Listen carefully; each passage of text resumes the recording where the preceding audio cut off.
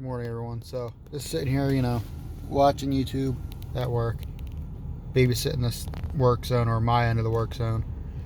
And something I've been wanting to get done for a while on the work truck is fixing the sun visor here. So, for some reason, it's that like mount or bracket or whatever is backwards compared to this one. I'll show you. See, that's how it should be, and that's how that one is. So I'm going to attempt to fix that when it looks like it's just a Torx head screw. So I'm going to grab my screwdriver and a Torx head and try and fix it. Alright, I moved to this side of the truck to try and make it a little easier. Doesn't feel like this is the right one. No, that's the right one. There we go.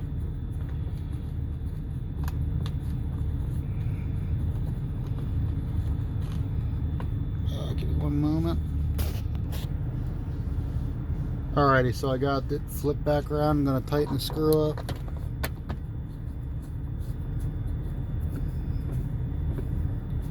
Doesn't take too much. Put the visor back. Put that visor back. See, now it looks normal. It's all uniform looking. Alright, well, that's it for this one.